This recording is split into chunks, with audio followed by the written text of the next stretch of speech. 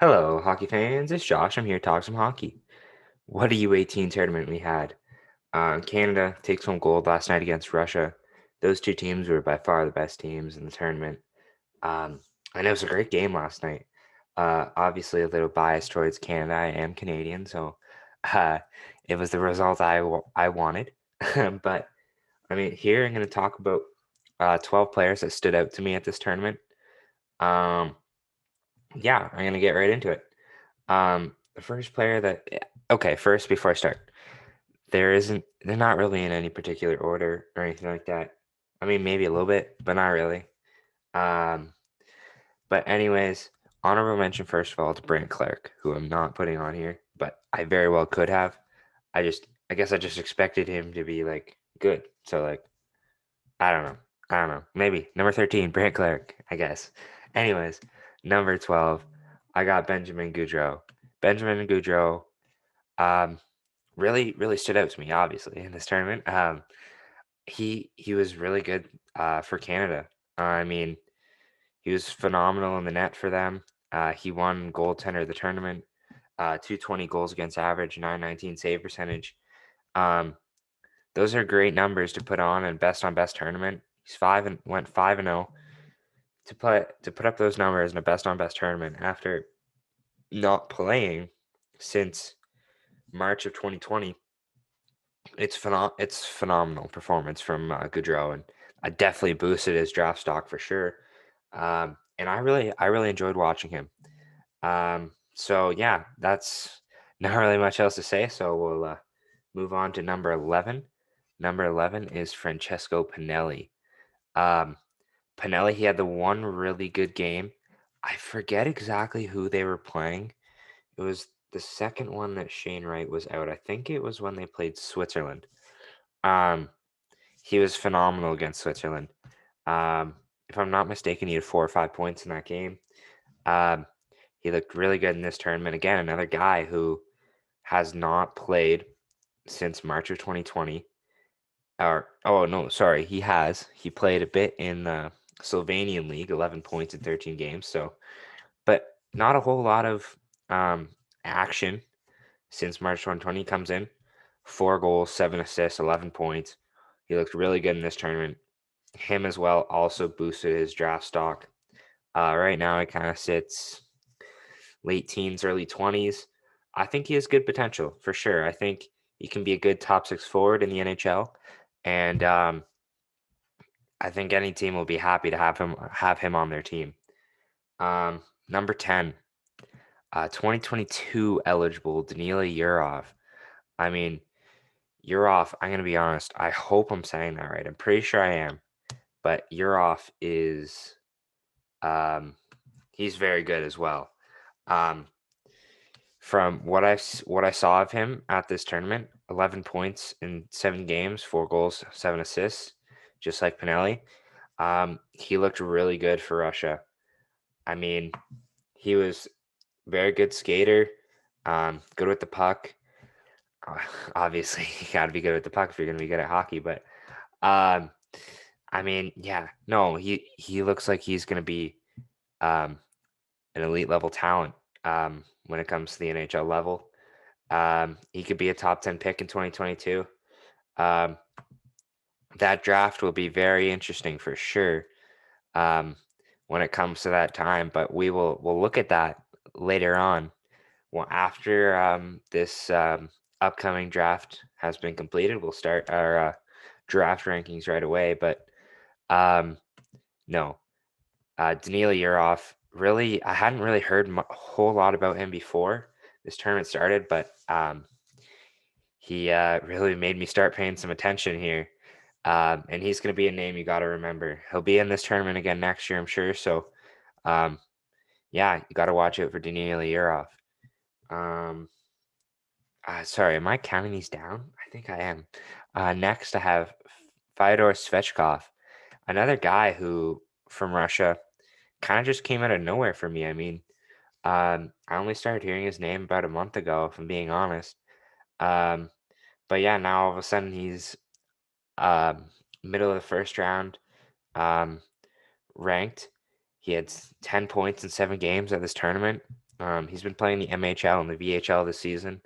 Having a pretty good year so far, and um, yeah, kind of just all of a sudden came out of nowhere. At least when it came to my perspective, I'm sure there have been people that have been watching him for a while. But yeah, Svechkov, he really impressed and really boosted his draft stock for sure. I mean, anyone who wasn't really looking at him as a first round pick is probably doing so now. Um, so yeah, I would say probably late teens, early 20s, mid 20s even personally. But you never know. I'm not drafting, so um, yeah, Fyodor Svechkov looked very good um, this tournament. Phenomenal. Um, yeah. Next, I have Samu Tuomala. Tuomala was a player who stood out very much for Finland. Um, kind of a one of those guys that are he's positioned in the late 20s in the draft, but I mean, with this tournament, that could boost his draft stock again. I mean, 11 points in 7 games, 5 goals, 6 assists. Um, in the U20 league in Finland, 31 points in 30 games. That's really good numbers for that league. He's played 5 games in the Liga this year, no points there, but um, his shot is incredible. I mean, just from looking at what he was, uh, some of the goals he scored were beautiful shots. And yeah, he's definitely a shooter, speedy too. But yeah, Samu Tuamala really stood out. Next, we have Olin Zellweger, another guy who, for me, I live in Ontario, so I haven't really heard of Olin Zellweger all that much. Um, but no, he opened some eyes for sure this season. Yeah, 8 points in 7 games with Canada at the tournament. And he looked really good. And like yeah, in the WHL he has 13 points in 11 games. And it obviously transitioned when he was playing against the best competition. And yeah, it's Olin Zellweger is he definitely boosts his draft stock too. That's going to be a theme here. But yeah, boosts his draft stock for sure. Um, maybe still a second round pick, I would say, but for sure boosts his draft stock, and it shows that he may have some good potential in the future. So watch out for Olin Zellweger. Um, he was a very good skater, I would say. He joins the rush. Obviously, he's over a point per game in the tournament. So yeah, Olin Zellweger, watch out for him. Next, Mason McTavish, assistant captain for Canada. McTavish, he went over to play in Switzerland this season. Um, he was pretty good there. Yep, 11 points in 13 games in Switzerland. Um, then in this tournament here, he has 11 points in 7 games. I mean, his shot, him too. His shot was deadly. Um, he was, man, he was ripping top shelf on all the goaltenders all tournament, and he's yeah, that he could push himself into the top 10. He's in the top 15 right now, consensus maybe top 15, late 20s, mid 20s, late 20s. But he could push himself into the top 12, top 10. Um, and I think he has good potential. I think he has a potential to be possibly get a few All-Star appearances in his career, you know? He could be a very good player at the NHL level. And yeah, I definitely he looked very very good and moves up my board for sure, I would say. Um so yeah, next Nikita Chibrikov. I mean, what a tournament from Chibrikov. Um 13 points in 7 games for Russia, 4 goals, 9 assists. Chibrikov, he is a guy that's been ranked around in the 20s, and he could be very well be a guy that jumps in the top 20, top 15. Chibrikov, he was definitely effective here. great passer. Creates a lot of offense, obviously. Um, but yeah, Chibikov looked very good at this tournament, and um, I would say for like yeah, his boost to stock top 15, top 20. Um, yeah, I still don't know what his potential is at the NHL level. I mean, um, I would say top six forward is where I would kind of put him at. But if maybe this tournament showed that he could be more than that at the NHL level, but we'll have to see. For right now, I'd say top six forward. But next, we have a guy who was maybe not the points as much as the other guys here, but Fabian Lysell. Oh my gosh, was he ever good? Fabian Lysell, just the way he handled the puck. I mean, it was elite. He is an elite hockey player. He's so skilled. An incredible shot. His stick handling and his um, puck skills are off the charts. And his skating is very good, very fast. Um, Lysell is just he was dominant for Sweden. Um, I mean, Sweden had some two pretty big losses in this tournament against Canada and against Canada. That was the only one I think that they had a big loss. But yeah, they there's oh no, they lost big loss against Canada twice. But yeah, Fabian Lysell, I mean, top 10 pick for sure. He's pro- getting into the top 8 there and elite talent, I think, in my opinion. Um, this tournament has showed a lot for me personally. I don't really can't really watch too much SHL um, here in Ontario, but yeah, this tournament really opened my eyes for sure. I mean, like I thought he was good, but he's really good. Uh, yeah, so Fabian Lysell, he's a guy I would want on my hockey team for sure. He puts up 9 points in 7 games, as I said, not as much as some of the other guys, but um, that I don't think that tells the whole story. Just the skills he displayed were incredible. Now here you go. Here's your top 3 guys. Um, so here's the top 3 guys. I got Connor Bedard here. Connor Bedard, I mean, at 15 years old, dominates this tournament. It's incredible. 7 goals, 7 assists, 14 points in 7 games. I mean, he just showed off how good he is. Um, his puck handling, his offense production was obviously elite. His passing was great. His puck handling is phenomenal. That backhand shot in the final was nasty. I mean, like incredible. Yeah, speedy. Like he's a great shot too. I mean, he's just everything you want in a player. I mean, Connor Bedard, Connor McDavid, same person. I don't know. I don't know what to say. Connor Bedard is when he gets to the NHL, he is going to dominate. Dominate. He's gonna another guy on this, 2 other guys on this list, him, uh, Connor McDavid, Austin Matthews, Nathan McKinnon. They're all gonna be vying for that top player in the league in about give or take 5 to 7 years. So, I mean, they're all going to be competing for that spot. And man, Connor Bedard is so good. It's crazy. Like, he still has 2 more seasons left in the WHL. And yeah, like, I don't see any way he falls out of that #1 spot in the 23 draft. Like, there's no one passing him. And even another guy on this list who I have there, he's very good too, but I don't know if he's going to pass Bedard.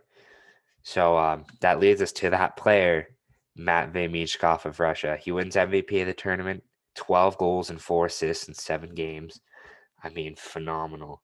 I mean, he pulled off the lacrosse goal in this game. He has an incredible shot. He's so skilled offensively.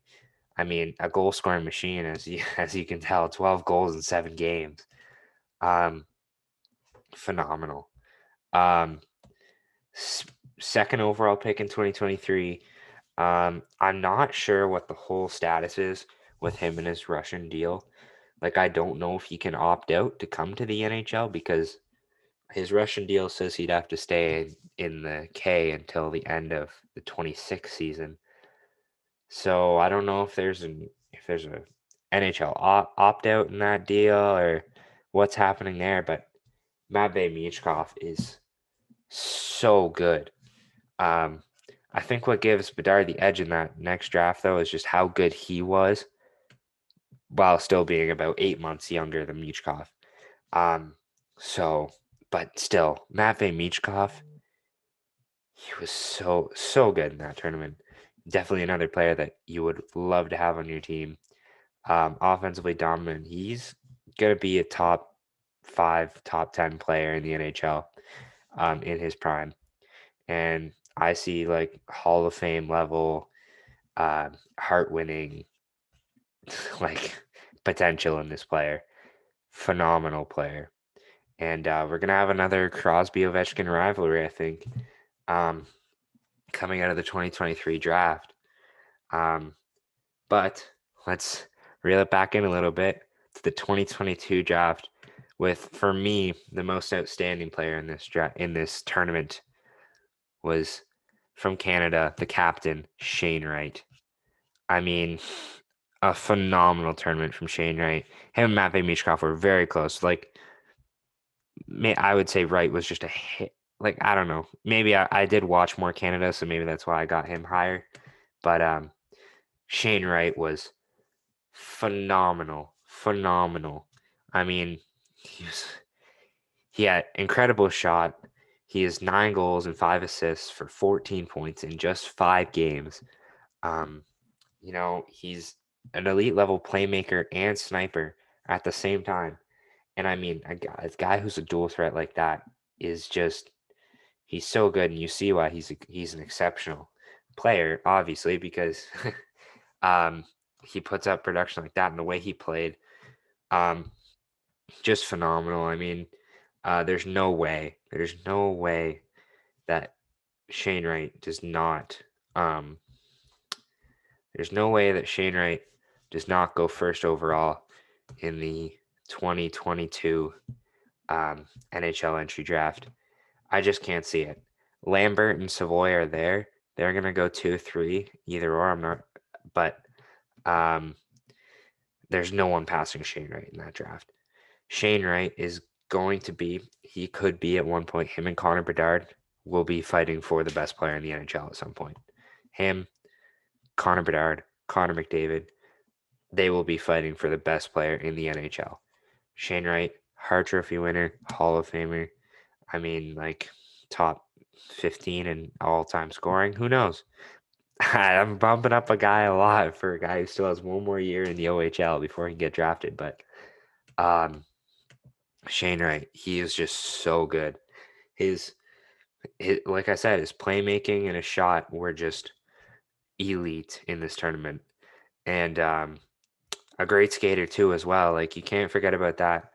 And yeah, phenomenal. And I cannot wait to see him play in the OHL this upcoming season. Kingston is going to be a very good team, I think. Um, I don't. We'll have to see what the makeup of the team is around him.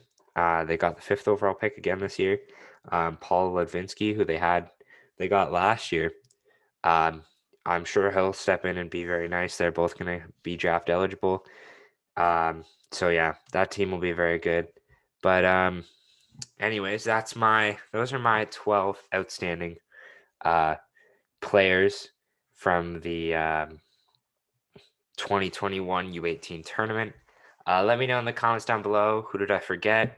Um, or who do you think were the most outstanding players for you?